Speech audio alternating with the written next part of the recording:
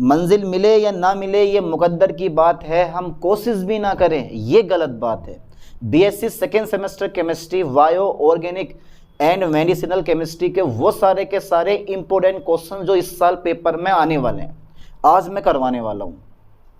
बस पेन और नोटबुक साथ लेके बैठे, जो बोल रहा हूँ लिखवा रहा हूँ उसको नोट करते रहें।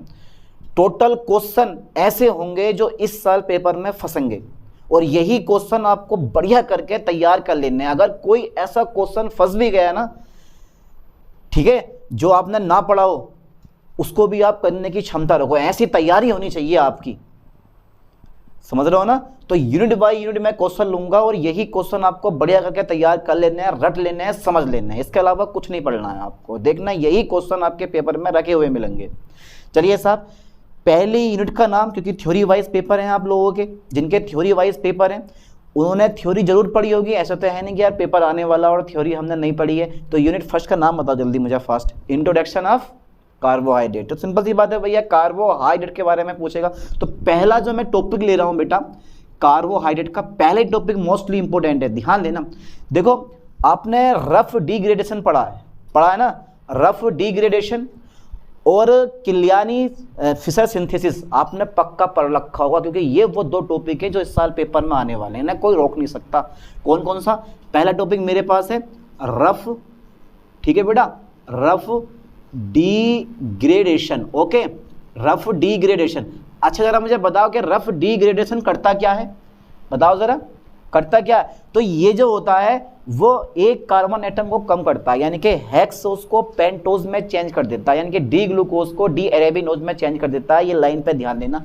अच्छा इसी का एक भैया हैगा, या तो ये, या फिर आपसे पूछ सकता है बेटा किलियानी फिशर सिंथेसिस। लाइन पे ध्यान देना, ज्यादा मैं टॉपिक लूंगा नहीं। क्या पूछ सकता है बेटे? किलियानी, ध्यान देना, किलियानी। ये दोनों एक साथ ही पूछता है, इसलिए मैं इसको हटा के ना यहीं लिख दे रहा हूं, एंड किलियानी, ठीक है, किलियानी, ठीक है सर, किलियानी फिशर। कितना शानदार नाम है इसका यार, है भाई, किलियानी फिशर, ठीक है, सिंथेसिस। ये दोनों टॉपिक एक साथ पूछता है, ठीक है, सिंथेसिस। एक बात मैं आपको बता दूं, अगर ये एक कार्बन कम करता है तो बेटा ये एक कार्बन बढ़ाता है। ये हेक्सोस को पेंटोज में चेंज करता है, तो ये पेंटेज को हेक्सोस में चेंज करता है। दोनों ही मोस्ट है। और इस साल का इससे भी बढ़िया क्वेश्चन बताऊं जो आपने पढ़ रखा है, मानो या ना मानो, ठीक है, वो है मेरे भैया म्यूटा रोटेशन। क्या बेटा? ये म्यूटा रोटेशन। इस लाइन पे फोकस कर लो, म्यूटा रोटेशन। Okay sir, okay. जिसको बोलते हैं हम परिवर्ती ध्रुवण घूर्णन, यानी कि परिवर्ती ध्रुवण घूर्णन कहते हैं इसको हम हिंदी में, ठीक है। इंग्लिश में कहते हैं म्यूटा रोटेशन। तो इंग्लिश में याद करो। देखो ऐसे बहुत से क्वेश्चन आएंगे जो आपने पढ़ रखे होंगे। तो जो हिंदी मीडियम वाले बालक हैं ना, तो जो हिंदी मीडियम वाले हैं वो ध्यान देना, कुछ वर्ड इंग्लिश में भी होते हैं, तो इंग्लिश मतलब क्वेश्चन की जो हिंदी है उसको इंग्लिश में भी आप पढ़ लेना। जो क्वेश्चन के नीचे इंग्लिश में लिखा हुआ था क्वेश्चन, वो भी आप पढ़ लेना, बहुत ज़रूरी है, काफ़ी कंसेप्ट क्लियर हो जाता है उससे। तो म्यूटा रोटेशन बढ़िया लगा पढ़ना है इसको। अच्छा इसी यूनिट का मतलब मैं एक टॉपिक और लूंगा बेटा, क्योंकि क्या टॉपिक बहुत बड़ा होने वाला। अच्छा देखो, म्यूटा रोटेशन आपने सबने पढ़ा होगा, और ना पढ़ा हो तो आज ही अपना मॉडल खोलो और तैयारी शुरू कर दो, ठीक है। कार्बोहाइड्रेट क्या होते हैं? Classification of carbohydrate. कार्बोहाइड्रेट मैं इसलिए बता रहा हूँ क्योंकि उसके अंदर मोनोसैकेराइड भी होते हैं और reducing and non reducing sugar भी होती है, जो पेपर में पूछा जाता है। इसलिए क्लासिफिकेशन ऑफ कार्बोहाइड्रेट मैं पढ़ा दे रहा हूँ, ठीक है। और अगर आपको वीडियो के लेक्चर देखने हैं ना, तो प्ले लिस्ट में जाओ और जहाँ जाकर आप देख लो इस वीडियो को, क्योंकि सारे के सारे टॉपिक मैंने डाल रखे हैं, ठीक है। तो कार्बोहाइड्रेट, ठीक है बेटे, क्लासिफिकेशन ऑफ कार्बोहाइड्रेट बढ़िया करके तैयारी करो उसकी, classification of carbohydrates. Okay sir, okay. अच्छा ग्लूकोज के बारे में क्या लग रहा है आपको, है भाई? ग्लूकोज के बारे में क्या लग रहा है आपको? स्ट्रक्चर ऑफ ग्लूकोज, बेटा ये पढ़ लेना बढ़िया करके आप, स्ट्रक्चर ऑफ ग्लूकोज, ठीक है। बाकी तो हाई स्कूल वाला जो है ना वो नहीं पूछता है आपसे। स्ट्रक्चर ऑफ ग्लूकोज में open chain structure, ring chain, cyclic structure and Harvard projection formula, ये सब आपसे पूछेगा ग्लूकोज के बारे में। तो घबराओ मत यार, मैं आपके साथ हूँ। ना पढ़ाया है तो वो टॉपिक पढ़ा दूंगा जो पेपर में पक्का आने वाले होंगे। वैसे तो फिलहाल ये 3 टॉपिक याद करो बढ़िया करके, Ruff degradation and Kiliani Fischer synthesis, mutarotation हो गया, कार्बोहाइड्रेट का क्लासिफिकेशन और स्ट्रक्चर ऑफ ग्लूकोज। और बाकी देखो ये ग्लूकोज आपने हाई स्कूल में बढ़िया करके पढ़ भी रखा है, लेकिन स्ट्रक्चर के बारे में आपने ज़्यादा पढ़ा नहीं है, इसलिए स्ट्रक्चर पढ़ लेना है इसकी। बाकी ग्लूकोज से कुछ पूछता नहीं है, ज़्यादा ग्लूकोज से नहीं पूछा जाता है इसमें। चलिए साहब मैं यूनिट सेकंड लेता हूँ, और यूनिट सेकंड का मेरे पास है केमिस्ट्री ऑफ प्रोटीन। 2 टॉपिक बताऊंगा बस ओनली, एमिनो एसिड पूरा पढ़ लेना।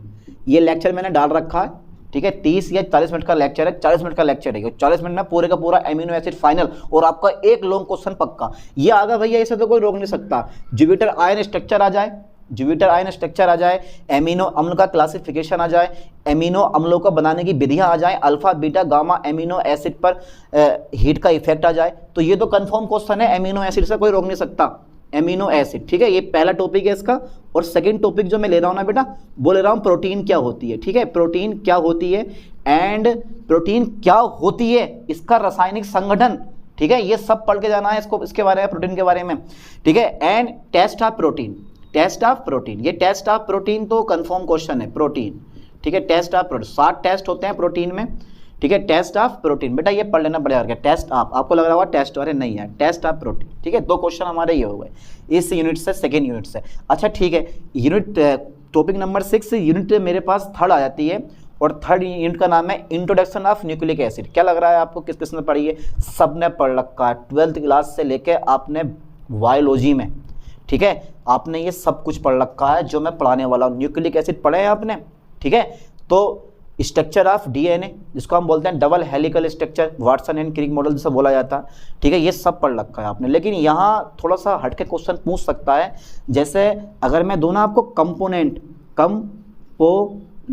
कंपोनेंट्स ऑफ न्यूक्लिक एसिड, बेटा ये क्वेश्चन पढ़ लेना आप, कंपोनेंट्स ऑफ न्यूक्लिक एसिड, ठीक है, न्यूक्लिक एसिड, ओके सर, पढ़ लोगे ना। कंपोनेंट्स ऑफ न्यूक्लिक एसिड मतलब नाइट्रोजन क्षार कौन कौन से होते हैं उसके अंदर, शर्करा कौन सी होती है उसके अंदर, फास्फेट इकाई, ठीक है, ये न्यूक्लियोसाइड, न्यूक्लियोटाइड, ये सब क्या होते हैं, कंपोनेंट्स होते हैं। अब nucleotide is a very important question in this year, फंसने वाला क्वेश्चन है। न्यूक्लियोटाइड की संरचना कैसे बनाओगे आप, पेपर में आता, आप पढ़ के जाना, ठीक है, कोई दिक्कत नहीं है। अच्छा बेटे, 7वां जो टॉपिक है ना मेरे पास, वो है स्ट्रक्चर ऑफ डीएनए। ये सब पढ़ा हुआ है आपका, ये सब पढ़ा हुआ है स्ट्रक्चर ऑफ डीएनए, ठीक है बेटा, स्ट्रक्चर ऑफ डीएनए पूछा तो ना, तो कोई दिक्कत ना है। और एक और है जेनेटिक कोड्स, पता है ना बायोलॉजी वाले, जिसके पास जूलॉजी बॉटनी है वो, उसके लिए ये हलवा चैप्टर है बिल्कुल, ये यूनिट जो है वो हलवा है बिल्कुल। क्यों? क्योंकि सब कुछ पढ़ा हुआ है आप लोगों का, डीएनए आरएनए में अंतर सब लोगों का पढ़ा हुआ है। लेकिन जहाँ जो क्वेश्चन पूछता है ना, वो पूछता है बेटे यानी कि वायोलॉजिकल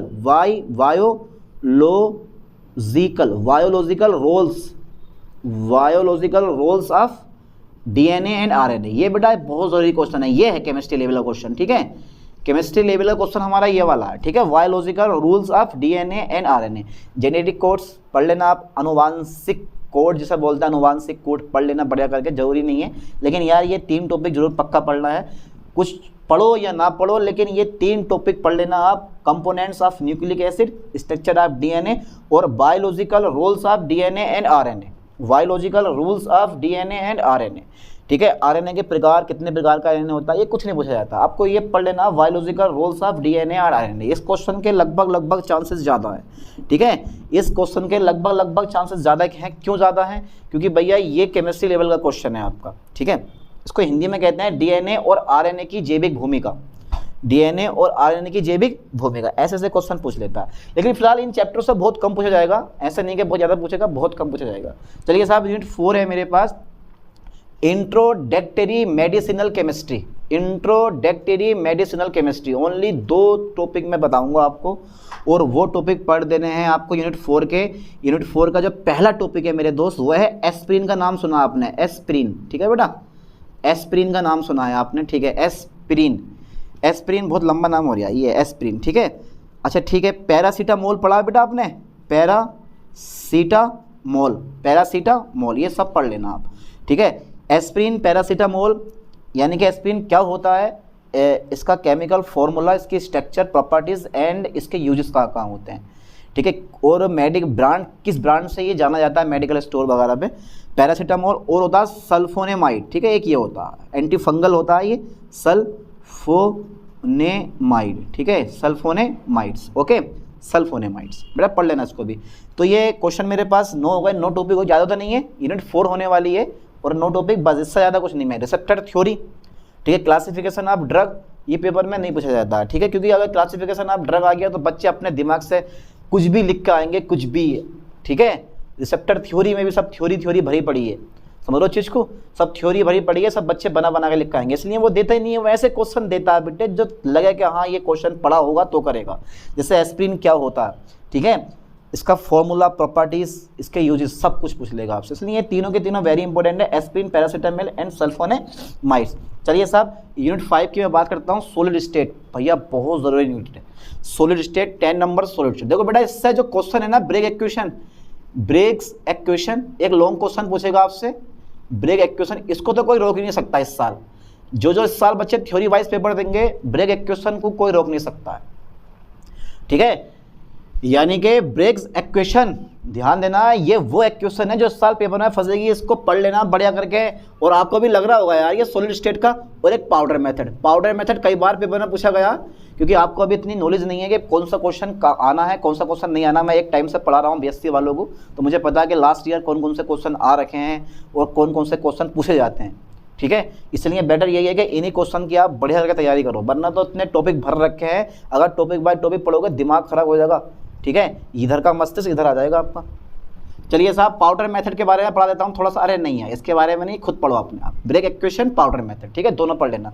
एक चीज़ और है बेटे, अगर आपको और बढ़िया लग रहा है ना, और बढ़िया लग रहा है, तो structure of NaCl, structure of KCl, structure of caesium chloride में से एक क्वेश्चन पूछा जाता है, लेकिन मैं लिखवाने वाला नहीं हूँ, उसकी जगह मैं ये लूंगा, ये वाला वाइस एंड मिलर इंडाइसिस, ठीक है बेटा, ये बहुत जरूरी क्वेश्चन है, वाइस एंड मिलर इंडाइसिस। ये सबका लेक्चर मैंने डाल रखा है प्ले लिस्ट में, जाना आप बीएससी सेकेंड सेमेस्टर की, वहाँ जाके देख लेना इसको, ठीक है।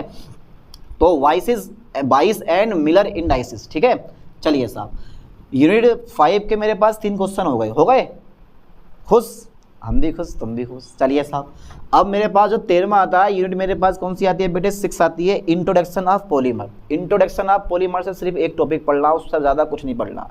टॉपिक क्या, क्लासिफिकेशन ऑफ पॉलीमर, ठीक है बेटा, क्लासिफिकेशन ऑफ पॉलीमर, बस यही पढ़ लेना आप, क्लासिफिकेशन ऑफ पॉलीमर, इसके अलावा इस यूनिट से कुछ नहीं पढ़ना, ठीक है।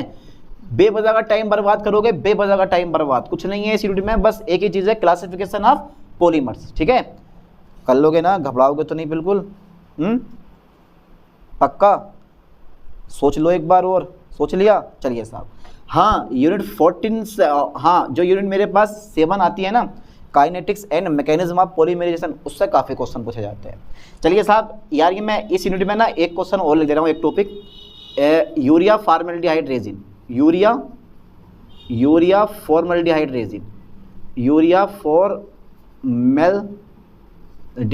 रेजिन, ठीक है, हाइड रेजिन, ओके सर, कितना शानदार नाम है, देखो बेटा ये रेजिन, यूरिया फॉर्मेल्डिहाइड रेजिन पढ़ लेना। एक चीज़ और है, यूरिया फॉर्मेल्डिहाइड रेजिन के साथ साथ आपको एक चीज़ और पढ़ लेनी है, यूरिया फॉर्मेल्डिहाइड रेजिन तो होता है, एक फिनोल फॉर्मेल्डिहाइड रेजिन होता है, जैसा आप बोलते हो बेकेलाइट, पेपर में पूछ लेता है, ठीक है, एग्जाम के पॉइंट ऑफ व्यू से बहुत इंपॉर्टेंट है।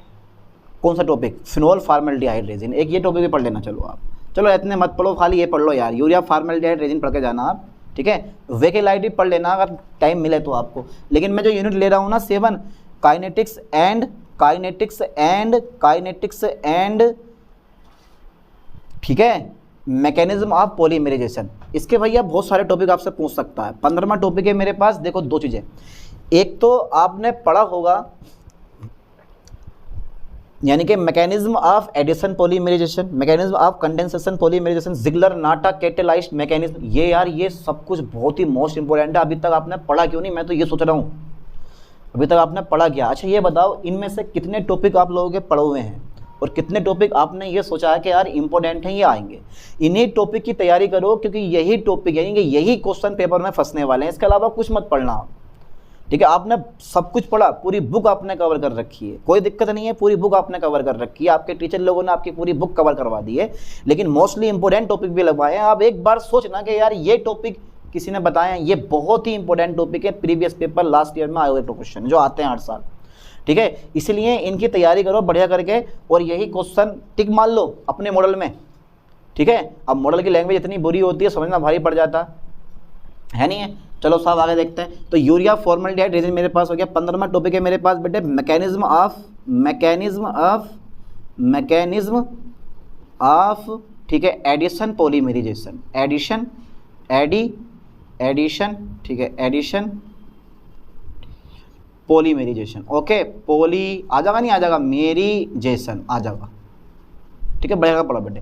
तो लिख लेना मैकेनिज्म ऑफ एडिशन पॉलीमरेजाइजेशन। दूसरा टॉपिक है मेरे पास 16वां, मैकेनिज्म ऑफ, एक बार लाइन पर और ध्यान दें, मैकेनिज्म ऑफ कंडेंसेशन, कितना शानदार नाम है, कंडेंसेशन पॉलीमरेजाइजेशन, ठीक है। और एक 17वां टॉपिक और है मेरे पास, इस पे ध्यान देना थोड़ा सा बेटा, इस पे ध्यान देना थोड़ा सा, mechanism of condensation पॉलीमरेजाइजेशन।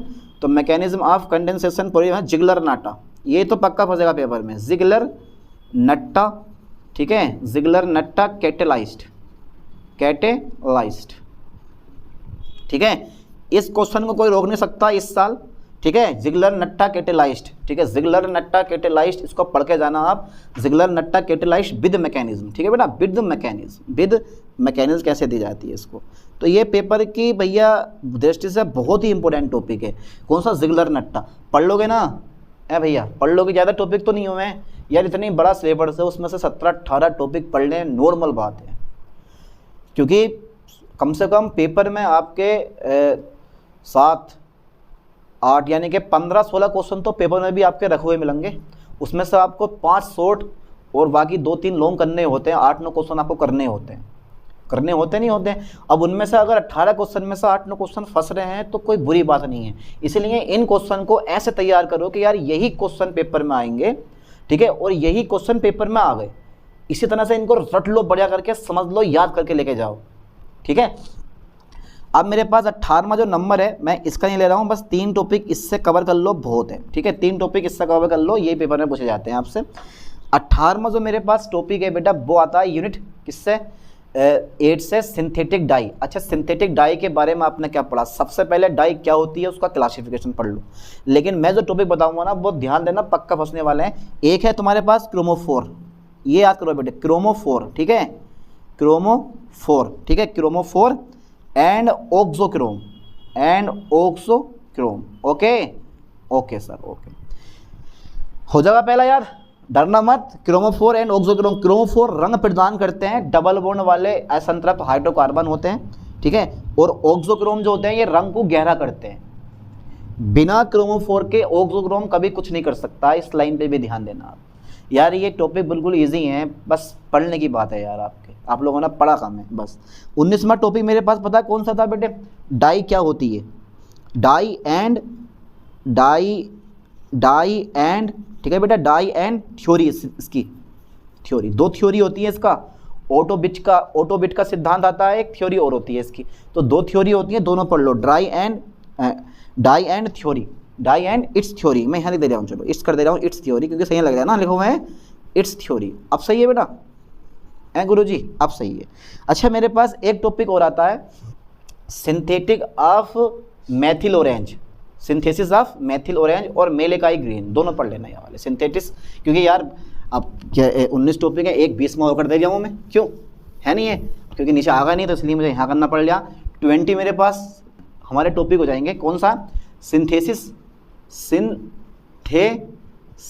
Okay, synthesis of methyl orange, synthesis of methyl orange, okay sir, ORANG, orange and malachite green, ठीक है, मेलेकाइट ग्रीन यार, ये बनाओ मेलेकाइट ग्रीन, ओके, ठीक है, synthesis of methyl orange, synthesis of methyl orange and malachite green.